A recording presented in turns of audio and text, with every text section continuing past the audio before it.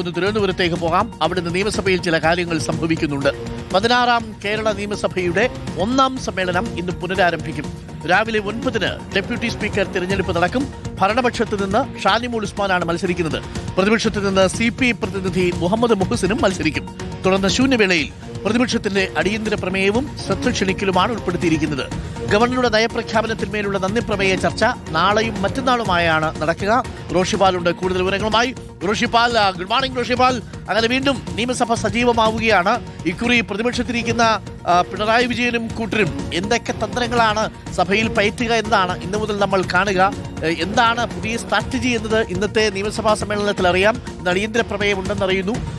ഗവർണറുടെ നയപ്രഖ്യാപന പ്രസംഗത്തിന്മേലുള്ള നന്ദി പ്രമേയ ചർച്ച ഇന്നു മുതൽ തുടങ്ങുമെന്നാണ് അറിയിച്ചത്. നാളെയും മറ്റന്നാളത്തേക്കുമായിട്ട് കാര്യോപദേശക സമിതി മാറ്റിയിട്ടുണ്ട് എന്നാണ് ലഭിക്കുന്ന വിവരം. എന്തൊക്കെയാണ് ഇന്ന് നിയമസഭയിൽ നടക്കുക? ഇന്ന് ഷാനിമോൾ ഉസ്മാൻ ഡെപ്യൂട്ടി സ്പീക്കറായി തെരഞ്ഞെടുക്കപ്പെടും. BJP വിട്ടുനിൽക്കുമെന്ന് കേൾക്കുന്നു റോഷിപാൽ.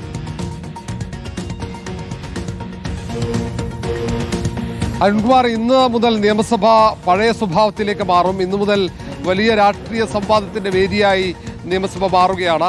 ഇന്ന് കാരണം ചോദ്യോത്തരവേളയും ഒപ്പം സബ്മിഷനും ഒഴിവാക്കിയാൽ സാധാരണ നടപടിക്രമങ്ങളാണ് നിയമസഭയിൽ നടക്കുന്നത്. ആദ്യം 9 മണിക്ക് നിയമസഭ ചേരുമ്പോൾ ഡെപ്യൂട്ടി സ്പീക്കർ തെരഞ്ഞെടുപ്പിലെ വോട്ടെടുപ്പ് നടക്കും. കാരണം ഷാനിമോൾ ഉസ്മാനെ UDF മത്സരിപ്പിക്കുമ്പോൾ LDF മുഹമ്മദ് മുഹസിനെ സ്ഥാനാർത്ഥിയാക്കിയ സാഹചര്യത്തിലാണ് വോട്ടെടുപ്പ് നടക്കുന്നത്.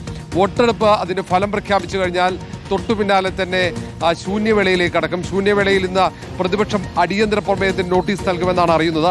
അല്പസമയത്തിനകം തന്നെ ആ കാര്യത്തിൽ തീരുമാനമുണ്ടാകും. ശ്രദ്ധ ക്ഷണിക്കൽ 2 വിഷയങ്ങളാണ് നിയമസഭയിൽ വരുന്നത്. ഒന്ന്, മലയന്തുരത്തിലെ പട്ടികജാതി വിഭാഗത്തെ കുടിയൊഴിപ്പിക്കുന്നതുമായി ബന്ധപ്പെട്ട പ്രശ്നം. അത് VP സജീന്ദ്രനാണ് നിയമസഭയിൽ ഉന്നയിക്കുന്നത്. മറ്റൊന്ന്, സംസ്ഥാനത്ത് പകർച്ചവ്യാധികൾ പടരാനുള്ള സാഹചര്യം. ഈ മഴക്കാല പൂർവ്വ ശുചീകരണം പരാജയപ്പെട്ടു. അതിന്റെ അലംഭാവം ഉൾപ്പെടെ സജി ചെറിയാൻ നിയമസഭയിൽ ഉന്നയിക്കുന്നുണ്ട്. അതിന് ശേഷമാണ് പിന്നീട് വിൻസെന്റ് ഉപക്ഷേപം അവതരിപ്പിക്കും. അത് നന്ദി പ്രമേയ ചർച്ചയ്ക്ക് തുടക്കമാകും. പിന്നീട് രാഷ്ട്രീയ സംവാദമായിരിക്കും.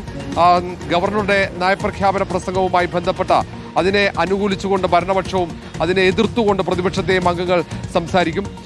ഏതായാലും നാളെ മറ്റന്നാൾ സഭ തുടരുന്നുണ്ട്. ആദ്യഘട്ടത്തിൽ 1, 2, 3 തീയതികളിലായിരുന്നെങ്കിൽ പിന്നീട് അത് 2, 3, 4 തീയതികളിലേക്ക് മാറ്റി. പിന്നീട് 4-ാം തീയതി സഭ പിരിയും. 19-ന് വീണ്ടും സഭ ചേരുന്നുണ്ട്. അത് ബജറ്റ് അവതരിപ്പിക്കാനാണ്. പൂർണ്ണ ബജറ്റല്ല, പുതുക്കിയ ബജറ്റാണ് നിയമസഭയിൽ അവതരിപ്പിക്കുക. കാരണം LDF സർക്കാർ അത് 2ാം പിണറായി സർക്കാരിന്റെ കാലത്ത് പൂർണ്ണ ബജറ്റ് അവതരിപ്പിച്ചതാണ്. അതുകൊണ്ട് അതിൽ പുതുക്കിയ ബജറ്റ് VD സതീശൻ, ധനമന്ത്രി, മുഖ്യമന്ത്രിയായ ധനമന്ത്രി VD സതീശൻ തന്നെ ബജറ്റ് അവതരിപ്പിക്കും. ബജറ്റിനുള്ള ചർച്ചയും പിന്നീടുണ്ടാകും.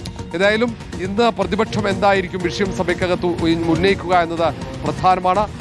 ഇന്ന് അറിയാൻ കഴിയും പ്രതിപക്ഷത്തിന്റെ സമീപനം സഭയിൽ എന്തായിരിക്കും ഭരണപക്ഷത്തോടുള്ളത് എന്ന്. ഓക്കെ, താങ്ക് യു റോഷിപാലാണ് വിവരങ്ങൾ നൽകിയത്. അപ്പോൾ പ്രിയപ്പെട്ട പ്രേക്ഷകരെ, ഇന്നു മുതൽ നിയമസഭയുടെ തളം കുറച്ചുകൂടി സംഭവബഹുലമാകും. നാളെയും മറ്റന്നാളും ഒക്കെ ഹീറ്റഡ് ആയിട്ടുള്ള ചർച്ചകൾ നടക്കും. കാരണം അവിടെ നന്ദിപ്രമേയ ചർച്ചയാണ് നടക്കുക. പ്രതിപക്ഷം ഗവർണറുടെ നയപ്രഖ്യാപന പ്രസംഗത്തിന്മേൽ ആഞ്ഞടിക്കാനുള്ള സാധ്യതയുണ്ട്. കാത്തിരുന്ന് കാണുക. ഇന്നു മുതൽ എന്താണ് പ്രതിപക്ഷത്തിന്റെ സ്ട്രാറ്റജി എന്നുള്ളതാണ് നമ്മൾ കാത്തിരിക്കുന്നത്.